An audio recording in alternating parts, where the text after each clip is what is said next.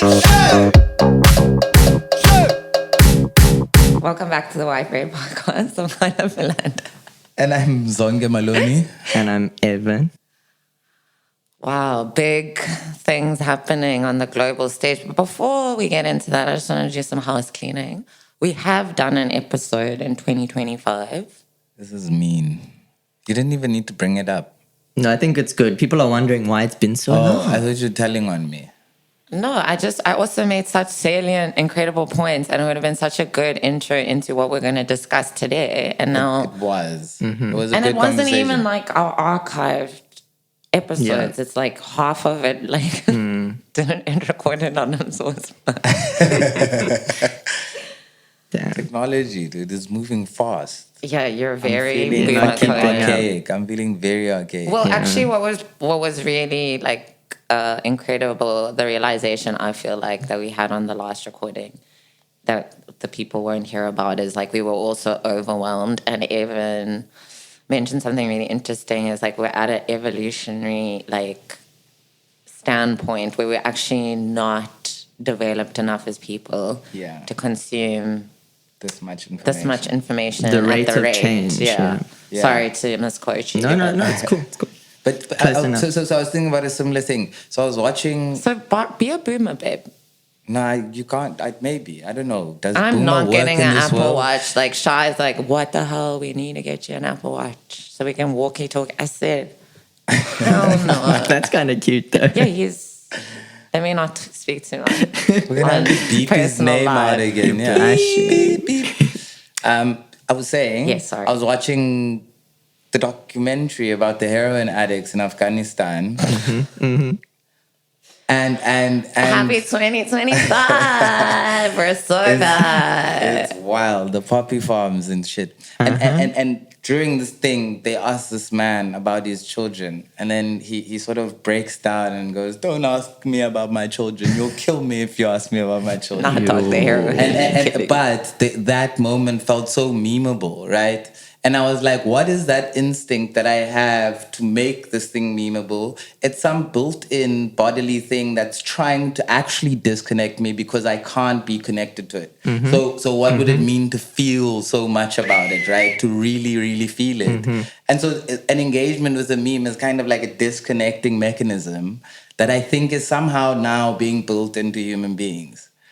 Right? Like it's a defense mechanism against that sense that if I feel this whole fucking thing, what would that mean? It's going to kill me. It's going to kill me. There's so much to feel. 100%. But I feel like the counter part of, don't mean to counter signal No, you. that's absolutely fine. But in a time of such dark propaganda, like having that kind of nebulous communication gives way for such crazy shit, like the fucking Nazi salute. Exactly. Exactly. This is where memeing serious, sincere political things has gotten us. Where it's like we're having like, oh, did he do it? Didn't he do it? When literally I saw a friend of the pod, I won't say his name, our German Chomi, and I was like, tell me. He's like, oh, absolutely, that was a signal. Yeah. Absolutely. Yeah. He's like, I know. Yeah. So I think, like memeing, I saw Dr. Umar Johnson at some like really established university giving like a talk, and people were like quoting him back to himself and like laughing and like giving him props. And we on this podcast, we love Dr. Umar, but that frightened me. Yeah. And this is where the meme economy has gotten us. It's fucking nuts. So now it's being built in, and I'm like, it's so instinctual. It's so instinctual that when I'm looking at an image of something to be like, oh my God, I'll put this on my story. I need to clip this. I need to record this. I need to download this video. Then I don't know what that instinct is, but it is what you're saying, right? It is a dehumanizing, and for purposes of kind of self-preservation. Self-preservation. Exactly, yeah. But that's when the ideology then becomes, like it attaches itself to that, because then you become so desensitized that you're like, I can actively be okay with like a group of people being harmed in front of me, but that's not my portion. Exactly. Exactly. And so Which is why I fucking love being a South African. That's all around us, though.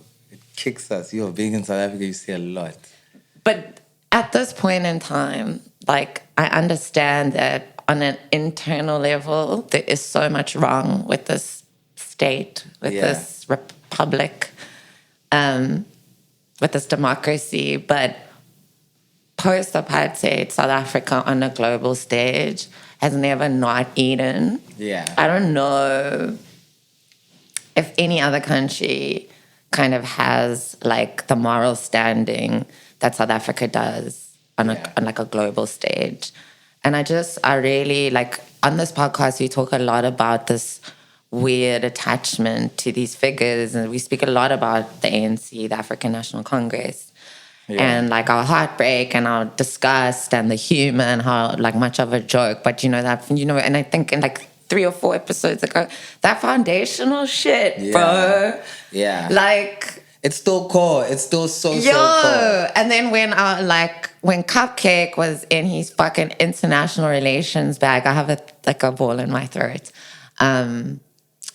It's just like, fuck, like, there was thought, there was care, there was empathy in what we wanted for South African society. And even though that's totally out of control in this moment, in, the material conditions on the ground, like, as like a beacon of light and like just being rational and realistic in this moment in time, to be the country that's doing that, like, yes, girl.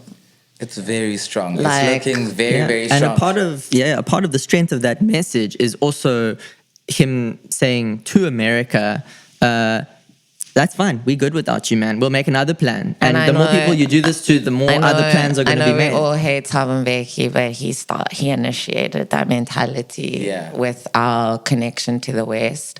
I did some aid work last year in Upper Africa, and I was like, why don't we have this kind of work being done in South Africa? And these people were like, no, we have to be invited by the government. I'm like, what the hell? And now I'm like, thank God. Yeah. We don't have that tie where, and I mean, 14% is horrible to be extracted from our kind of funding around HIV and AIDS, but that's just 14% of the budget. Also, what's not being said is that South Africa is leading the research in AIDS. And has been. Right. So this fear, this trigger fear, and this is a global community of people trying to figure out this vaccine. And predominantly South African scientists are adding the most data into that database, right? And so I don't think there's a fear that at some point we won't be able to solve this problem. And I think part of dependency is built on the idea that you will never solve the problem, right? Like, you'll never find the solution, and so you need this external thing sort of coming in to intervene. And I'm like, there's something fucking cool about this moment in South Africa where there's some, like, whatever our vague sense of moral grounding is like, I like it. I like the Afrikaners coming out and saying, nah, we're not leaving. We're going to solve it here. Yeah, but they wanted white sovereignty, and like no one in the West is going to be able to give that to them. And it's like, yes, babe, now they're crying for a meeting with Cyril on the weekend. Go, like, relax. What's so important but about that? Cyril will have a fucking meeting with them, He'll have bro. a meeting. Where's your white genocide now, bitch? Exactly. And what they actually are communicating now is that was all exaggerated. And that's a beautiful moment. Like, for Afrikaners to sort of come forward and be like, listen, man, that was some bullshit. Like, maybe we lied a little once or twice. But that's this. the thing. And this is the thing about Afrikaners, and we've said this on the fucking podcast. Who is the worst whites to ever exist in our kind of reference to pop culture in this generation, in this time, in this millennia?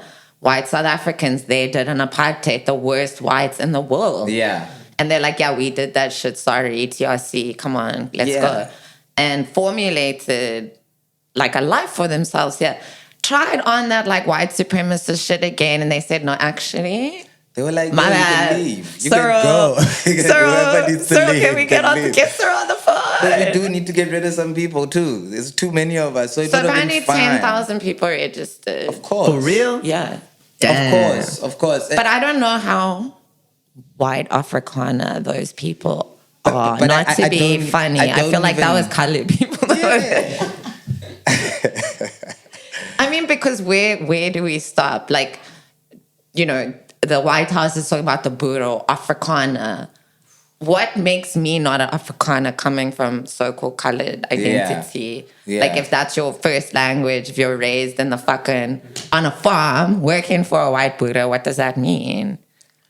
Oh yeah. So I think I would love those- if those That question's never going to If get that answered community by was- Donald Yeah, Trump. Donald Trump's not gonna try to answer that. Nah, nah, question. nah, He's nah. gonna look you in the face. He's gonna pencil test you, and then you're gonna be let in or But- kept out. And That's then they'll it. give a signal No, for I- the Secret Service. Yeah. to No, guys, make I their think move. Donald Trump would think I'm pretty enough to live in America. Fair. I think I see that. I can see that. I'd be like, dude, why not? But that's the thing. It's Yeah. like even if you are like in your like fucking small town and wherever, South Africa, and they're like, oh, we can go to America. Do you know how empowered Black Americans are on a social level in the United States? Afrikaners would lose their shit. Yeah, I was literally thinking about that, about making little videos of Afrikaners in certain scenarios. And like Black American scenarios, just like That'd be Afrikaners. insane. That's so good, That's the dude. show. Like, That's the the show. Yeah. That's the show. That's the show. Afrikaners living in Black American situations and having to interact. I was like, that would be insane. Like Trump does not want to smoke. When I he don't said think- no to the smart Indians coming to carry on with the No tech to the sector. Mexicans who are doing the work. No to. But let them Afrikaners in, bro. What are you talking What does he about? think they are, man? I don't think He he, thinks- knows. I think So he what thinks does he he's bringing think? Elon No, Musk. but this right-wing agenda is very much like the white farmer genocide. The T is, and if you know, South African stats, one thing about us, baby, got you know, it's a stats. majority black country. That means there's a lot of black farmers Yeah. who are faced with the same level of violence and fear and danger as Yeah. white farmers in South Africa. Yeah. It's not a racialized thing. It's not specific to being. And I mean, if you read the Expropriation Act, it's not without compensation. I don't know where this came from. There's like a really long process that you have to go through before the government can decide they don't need. Yeah. And it's also Economic- majority unclaimed land. Exactly. Land that no one will ever claim and doesn't have an owner. So there's not even going to be compensation to what? Yeah. To who? Yeah. So But yeah, bizarre turn of events. sorry but for lying. I kind of love it. This commitment, I guess, to Israel is also a big part of the whole thing, Of course, right? he didn't give a shit about the Afrikaners. Yeah. We're getting punished. And you know what? We spoke probably on an unreleased episode. We did say that this would happen. We're going to get punished. You have to when get the punished. dust settles, You they're have to get coming for punished. us. But you have to stand on it, and niggas are standing on it. Of course. And that excites me. I mean, That's like to not fold and have.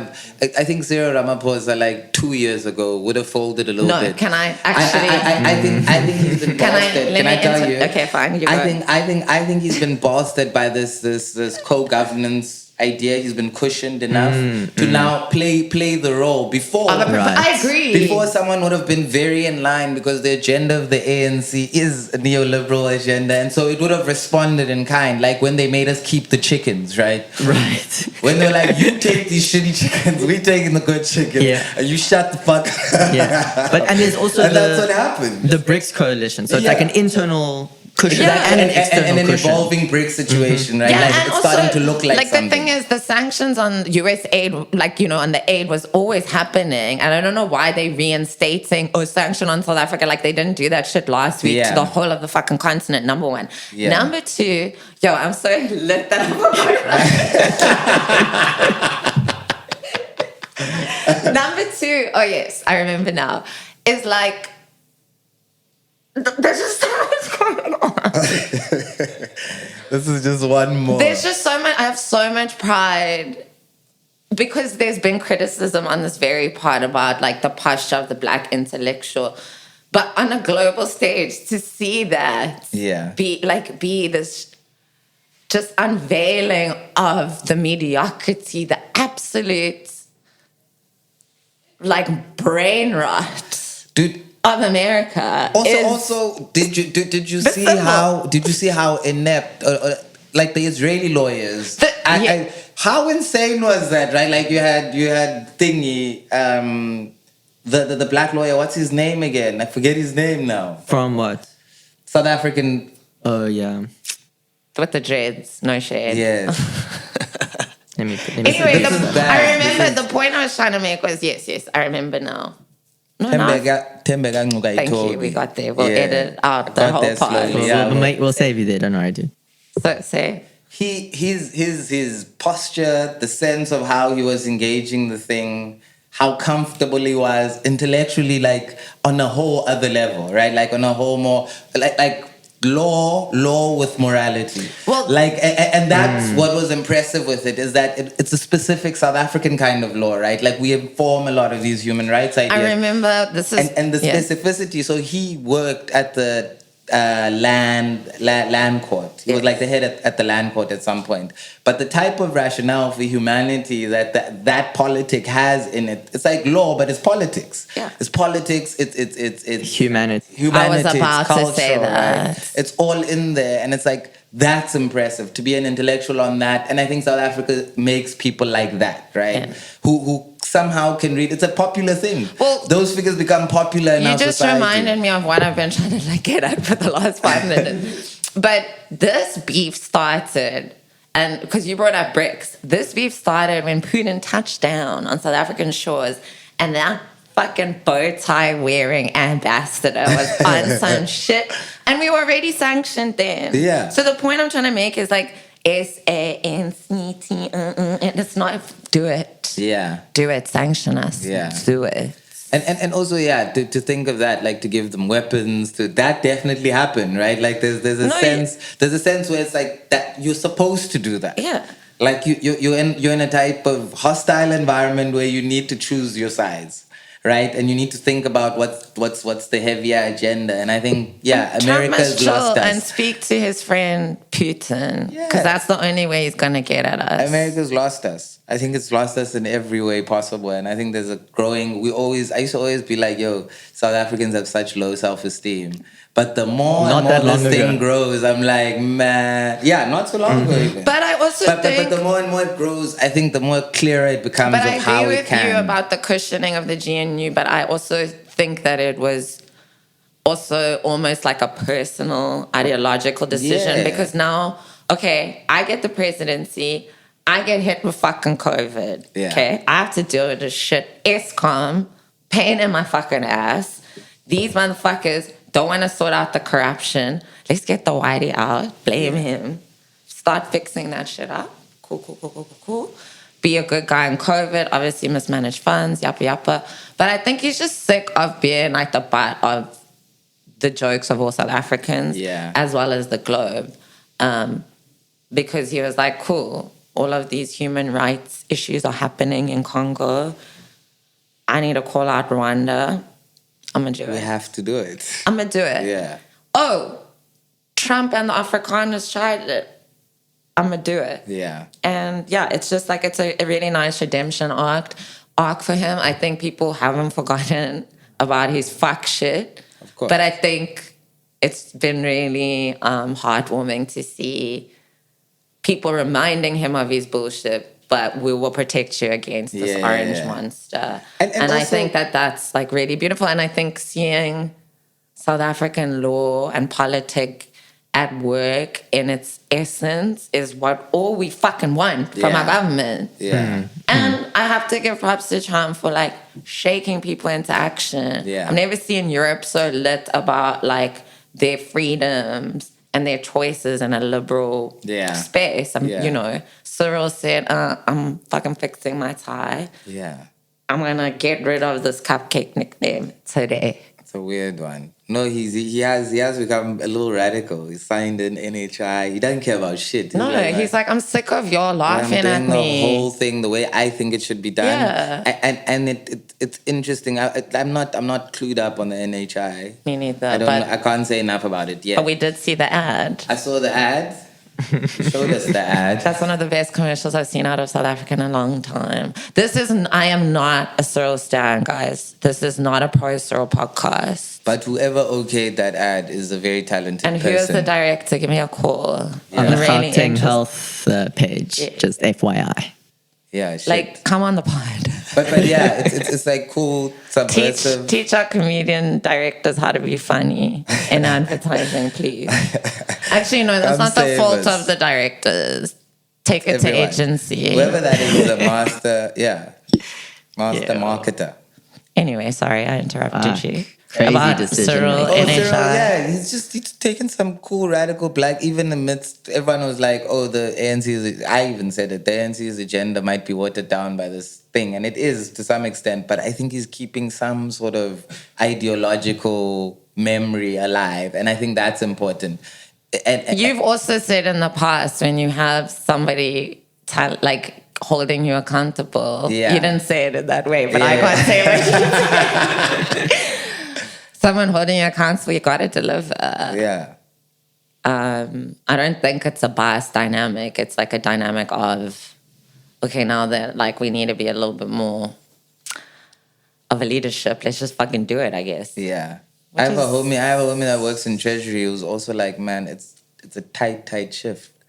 Period. He's like, there's real people inside of that Treasury. He's like, Let's it's not. rock. Like it's not a game actually. It's like this is it's become a very serious Okay, but operation. Reassuring. So very Ramaphosa, like reassuring. after you speak to AfriForum, can we get in touch about the digital nomads?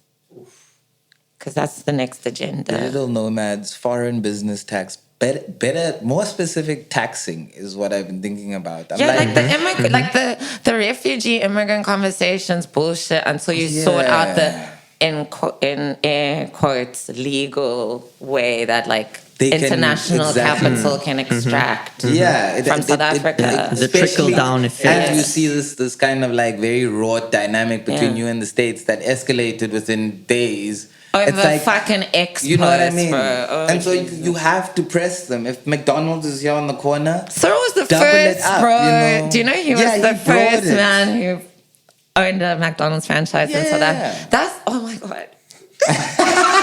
that is pop star. No, but he said, I can also be a celeb, but I actually have a brain. yeah. Let's rock. Yeah, but yeah, I think it's like fuck, dude. Just press these people. Who are these people? Who are these? Who are these niggas? Yeah, what a time to be fucking alive. The world is difficult. Like, I feel like I'm almost floating at times. I'm like in so much pain or I'm like so angry, but I'm really trying to like lock into a sense of hope, which is why this moment for South African politics has been really exciting for me because everything is so sinister and dark.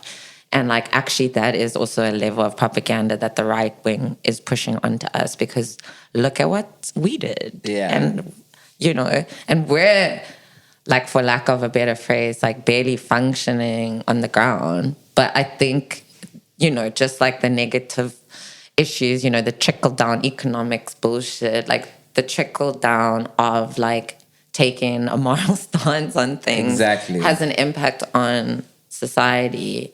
And yeah, I'm just trying to pray, be like a little bit like force my positivity, even though I hate doing that. Yeah. Like remember, and also on our last episode, we spoke about killing irony, being more sincere. So, but I am faking positivity, but then it like works for like 10% of the time. Yeah. And I, like, don't kill yourself. Something cool might happen. Yeah, it's always. I feel like it feels intense at certain moments, Yeah. and then it changes. It Yeah. withdraws again, Yeah. and get comfortable. And I just really needed this, and then I needed the AfriForum to like beg yeah, the South African government to like chat to Trump. this was good, That was comedy, babe. good political performance all around. And they're also showing how, like, you know, you're talking about the brain rot in the leadership in America, and then hearing those guys, those AfriForum representatives, like speaking out loud, they're also clearly really stupid. You They're can't just, say the R word on my pod. I mean, for real, they're like, the more they speak, the more they like You know, reveal it's about so amazing themselves. for me when it's like, you see, the problem is, you know, if you move to, you might find your grandchild come in and they, instead of saying, hello, Opa, they say, hi, granddad, or something like that. And I'm like, oh, we're at a presser. and this is what we're talking about. And like, it's so incredible that like also, in the first 2 months of Trump's presidency, the clear split and divides and like crumbling that's happening within the Republican Party, with this radical like alt-right movement and like fucking dog. Oh, Yeah. sorry to you guys. Crazy shit. But it's just like, it's so crazy to be the adults in the room for once. Yeah. And I just love that so bad. I love that down. Like, yeah. It's very good. It's a very good moment. I don't know. It feels active. I feel like, if you hadn't like called me by my name, I wouldn't have said anything. I was dealing with fucking Rwanda and the politics of that. That's where we were at. And now you come in trying to steal our shine. They repatriated the bodies of the soldiers. Damn. But you see that's the sort of moral failure of South Africa to kind of overextend at times. It's like now you send soldiers unprepared into a war zone is a very South African thing. Yes. It's like and then it becomes an administrative problem.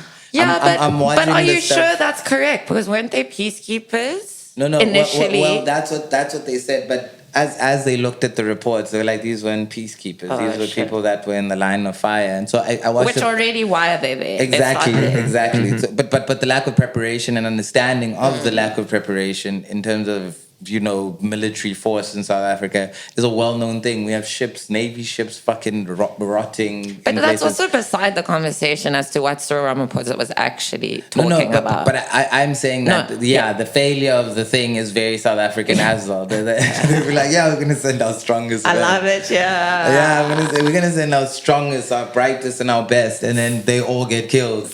That's terrifying. Cyril's tweeting about democratic rights and having an appropriate conversation, an appropriate platform, and Gates is like, yes, Trump, I want to get rid of the Zimbabweans. He's crazy. Fucking love it, Cheryl.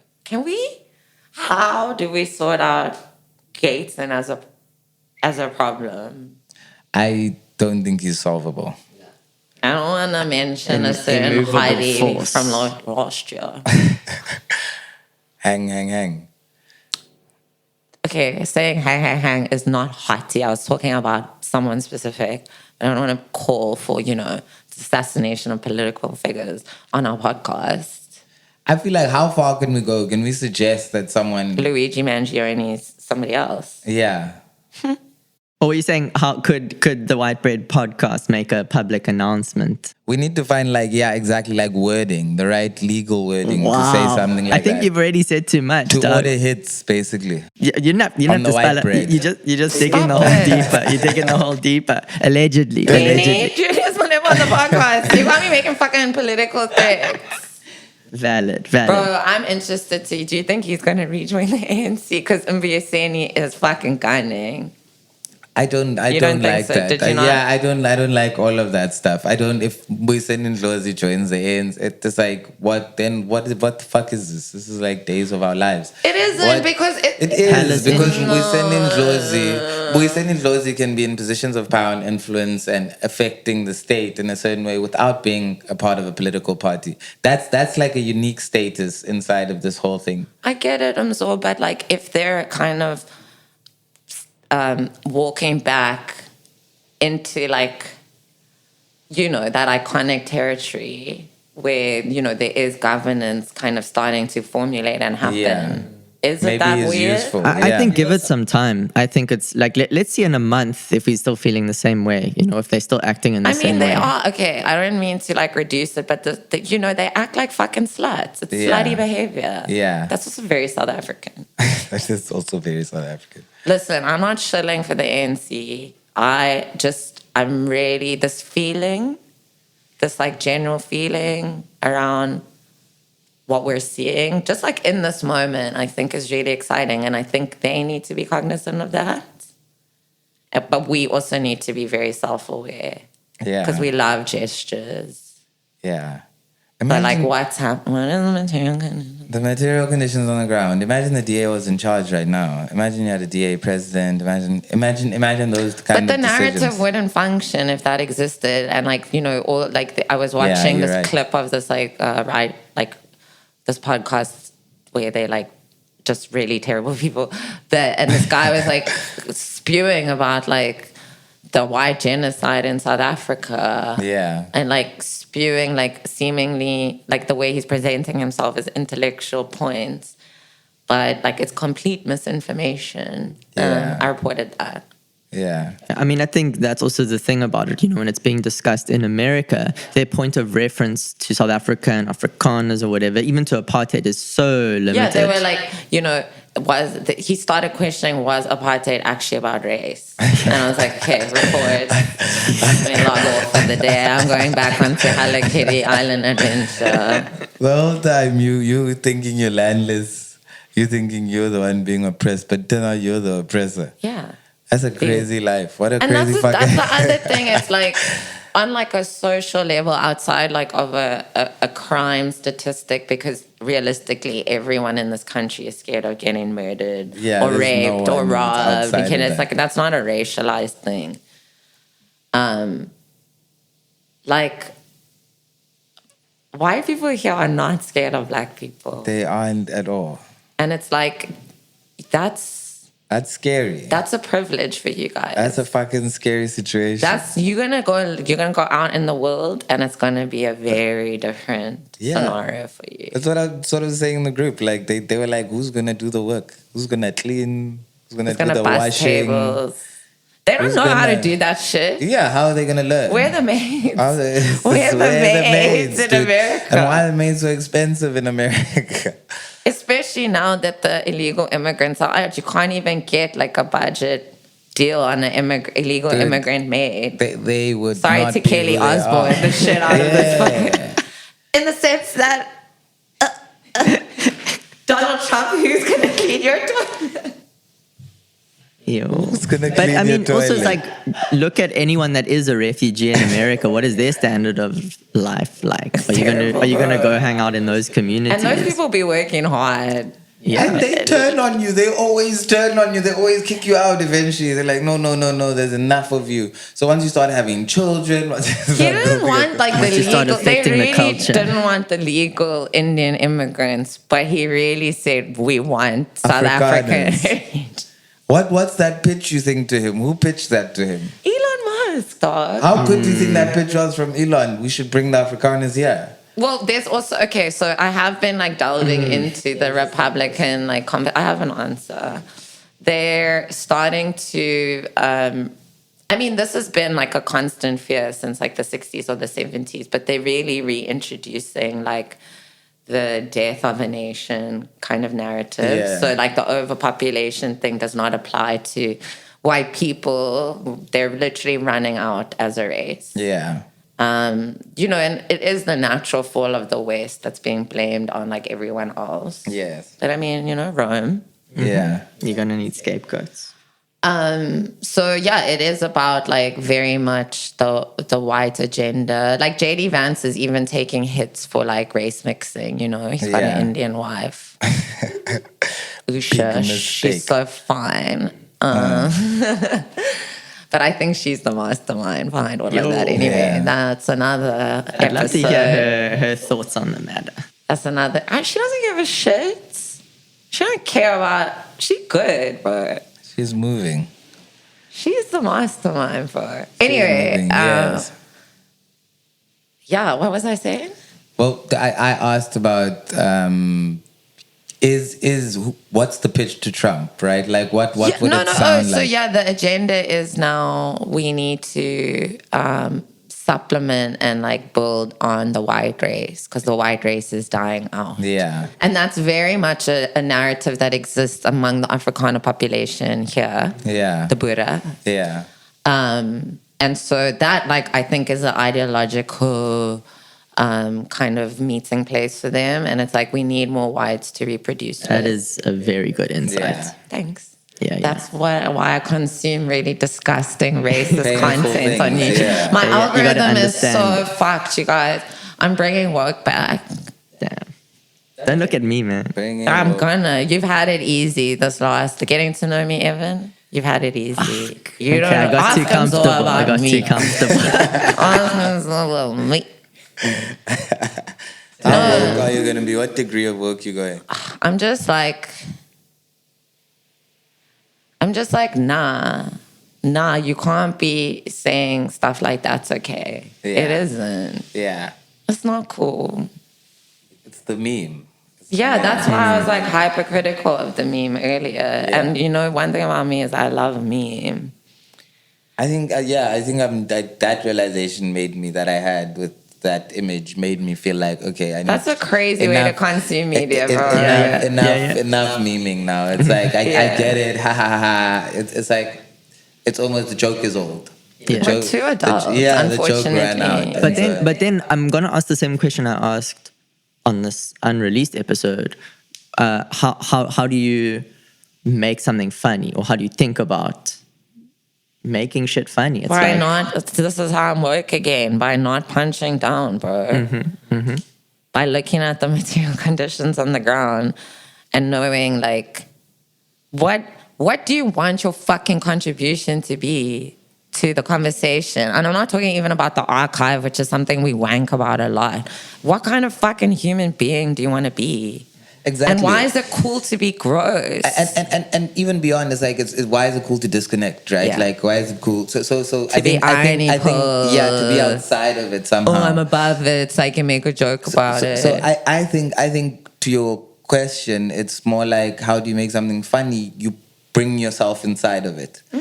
You take just as much risk inside of that funny. Make fun of yourself. Yeah. Leave other people out of it. I don't need to talk about anything I'm not inside of in any case. So in a way that's like, I guess, from if I don't know it, why am I saying it? So no fat jokes and so. No fat jokes. Did I have fat jokes? No, I was just asking as a joke. Oh, where the line is. I think you can have a fat joke. I think in relation to myself and my body, I could have a fat joke. Like fucking a fat woman. No, I'm joking. Don't do that to me. I'd never go on stage and do that. It's just Kanye's tweets are like rolling in my head. That's like, You don't want to I talk know. about We're not Kanye. going to talk about it. Is your wokeness enough to cancel Kanye? Oh, no. Look how the tables have turned onto me. I think I was speaking to like a younger friend of mine about this, and they're very devastated. And I was just like, you're so young. You've been here so many times. Yeah. I think he was trying to prove a point, but I'm so sick of trying to understand like the individual like mental psychosis of Kanye West. It's just not interesting anymore. And I am at a point in my life where I try and consume art in a vacuum. Yeah. Because I feel like that's the one part of woke culture that like I indulged in, and I missed out on like really incredible things that have shifted my life and perceptions and perspectives on things. So I don't care for Kanye as the man. But I think, and I don't care for his ramblings and the way his mind works. But still, as like the thought exercise, it was hilarious. Yeah. Like, he's like, haha, I was just saying, like, I can't get cancelled. And he didn't. Yeah. He is post cancellation. Yeah, he figured it out. But I don't care that he made it to that point. Like, gross. What was the point? Yeah, that's what's seeming blurry. I don't know if there's like a turn. And I remember a time where you used to at least come back and have like cohesive conversations about like happening. a moment. Nothing is happening anymore. The interviews are horrible. It's just so like I don't know Like why the I'm sex watching. and porn addiction on display is really Yeah. painful as well. Like, yeah. So I'm not. Yeah, I get it. I get what he's trying to do. It's like, but whatever. But this is what we're saying. It's like the memifying. Exactly. It's Like, that was whatever, like the a joke whole is so meme old, run. actually. Yeah, it's like that's what it feels like to Family me. Guy, like 5 years. Right wing But- people, exactly. Right wing people are like so far along down that conversation that he's indulging now. Yeah. But like, Nazis, Right. the Hitler. Right. I'm like, this is not cutting edge and this is not interesting. This is not what you're Yeah, saying. what's it is. interesting is Nick Fuentes trying to like get people to stop being racist towards black people and focus on the other. You know. So I just I just feel like there's something about it that's what the fuck is going on there? Like But- it's but- not even interesting as an idea. Yeah. That you How say, is oh, it Nazi, affecting the Nazi, Nazi. music? Well, the album we'll hear, the album coming out, I think it's going to be trash. She's also speaking, you know me. I think so, too. As a like woman coded person, I'm very anti AI. The second you want to add that to your shtick, you've lost me. Yeah. And he's talking about AI is like auto tune. It's not, babe. It's not. Also, like, go back to God, bro. Like, we were praying, like, just chill. But I don't care. Like, I actually don't care. Yeah. I don't even think I'll listen to the album, to be honest. Okay. But a good question. Everything's boring. I think you can make a fat joke if it's not boring. Yeah. If it's boring, I'm going to literally come up on stage and kill myself. Yeah. And don't make do people that. laugh. Don't do Instead that. of an unfunny, boring joke. That's sincere, though. Good noted. Good fat joke coming up. Otherwise, it's my life's on the line, bro.